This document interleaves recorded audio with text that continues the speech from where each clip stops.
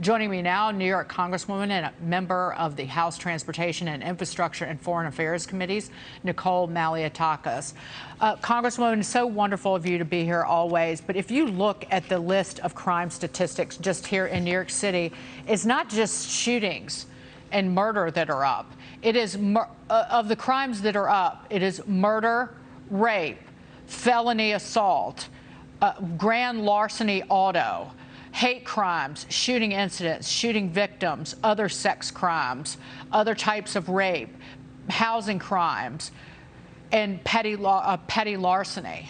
And I just, the response from the Democrats is just, well, I would say shocking, but it's typical, is it not? Well, of course they want you to look the other way now because they created this problem, whether it be through their rhetoric, whether it be through their policies that totally dismantled bail reform in New York, and it's just releasing people left and right back onto our streets, even those with extensive criminal histories, whether it be the defunding of the police. Remember, 1/6 of the NYPD budget was cut last year. You know, they're the ones who created this problem, and now they don't want people to look at these stats and see that there's something desperately wrong. But the people know it because they see the news, they read the newspaper, they see it every day. And one of the astounding facts related to bail reform is 9 out of 10 of those individuals caught with an illegal firearm are released back onto our streets, and 50% of the people that actually shoot someone are being released back onto the streets. So it's a major epidemic that we have right now. We fought very hard and pushed back. I was a member of the Assembly at the time to get homicide, manslaughter, felony drug charges, and some hate crimes back onto the list in which a judge can use discretion. But there's still a long way to go if they're going to address this issue and really fix it in New York. I said on the 5 last week, because let's just point out, this was Joe Biden coming out and saying, oh, you states can use money to fund police departments that you got through my stimulus earlier this year, even though that's not how it's allocated. So all the Democrats are trying to memory hole the fact they ignored the rioting on the streets last year and dismissed it, calling it mostly peaceful protest. The looting, not a peep from the Democrats. And then the defund and the demonize and the defang police rhetoric, they're trying to wipe that out as well. But I said on the 5, President Biden and Kamala Harris both are in favor of bail reform, of getting rid of bail for, just in the way New York has, for most offenses. And when the bail reform was written here in New York City, here were, and you know this, I'm just saying this out loud for the audience, but here are some of the offenses that didn't require a suspect to put up bail. Promoting or possessing a sexual performance by a child, reckless assault of a child, second-degree manslaughter, assault as a hate crime, and arson. This is who the Democrats are. Yeah, and some of these people have extensive histories.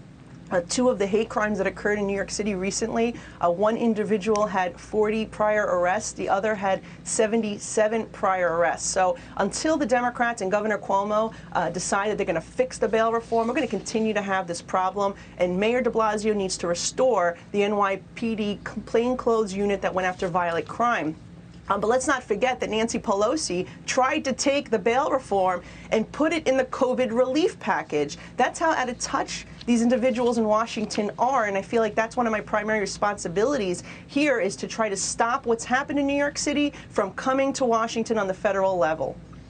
The Democrats like to talk but not walk, and what you're seeing from them in Washington in particular, because they know this is a losing issue, because that is the kind of primary duty of government, is the safety and security of the American people, but they're just trying to use words to deflect the blame or responsibility. How do the Republicans not only message this, but ensure that our streets are safer than they are right now? Well, we just continue to expose what's happening as a result of these policies, and we have those little victories. Look, it was a shame in New York that we had to fight for 7 months to get manslaughter and homicide taken off the list, put back on the list in which a judge can use discretion. Think about that. 7 months just to get some common sense. But people have to recognize that this is happening in only in Democratic-run cities. If you look where the crime has truly skyrocketed, it is correlated with the anti-police rhetoric, with the defund the police, with bail reform changes. And so if President Biden wants to be helpful, he would talk to Mayor de Blasio and Governor Cuomo. And if not, we have to take it out in the ballot box. What's interesting in New York City and what's refreshing is that both parties on Tuesday's primary night to elect a new mayor to follow Mayor de Blasio, they both selected the candidate who positioned themselves as the law and order candidate. So I thought that was good news, and 77% of New York City Democrats said that they want more police on our street and that public safety is the #1 issue that's facing our city. So it seems the tide is turning, and we've done a good job in exposing what has been happening and getting public opinion to shift. And I want to bring Congresswoman Liz Peek in here. Liz, here's a quote. If the Democratic Party fails to recognize what we did here in New York, they're going to have a problem in the midterm elections, and they're going to have a problem in the presidential election. That's a Democrat. That's Eric Adams, who's in first place in the Democrat primary for mayor, and his win potentially comes from voters in the outer boroughs among Black and Latino voters who feel and witness the spike in crime more than other people. The kind of like snooty liberal elitists didn't even vote for him here in Manhattan. Yeah, good morning, Nicole. Thanks for joining us. I think the election of Eric Adams was an absolute shot across the bow for progressives.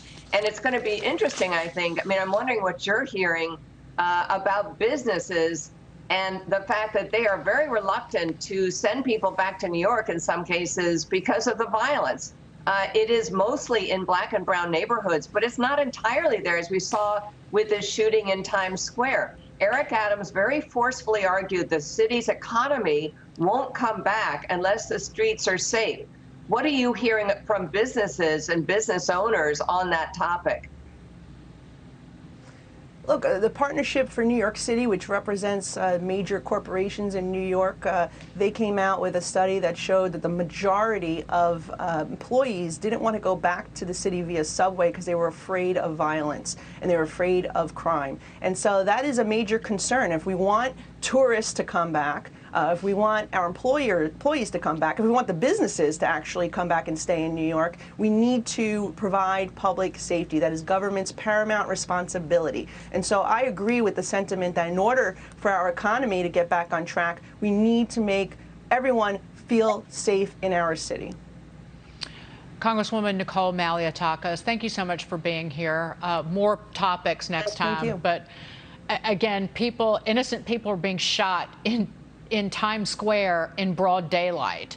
And Alexandria Ocasio-Cortez, your fellow congresswoman, refers to the reaction of people as hysteria. So we'll leave it at that. She doesn't want cops on the subway either.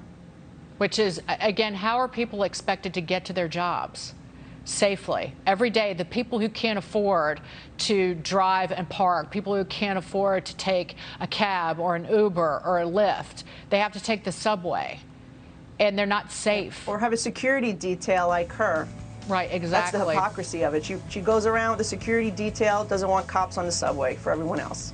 Congresswoman Nicole Malliotakis, thank you so much. We'll be right back.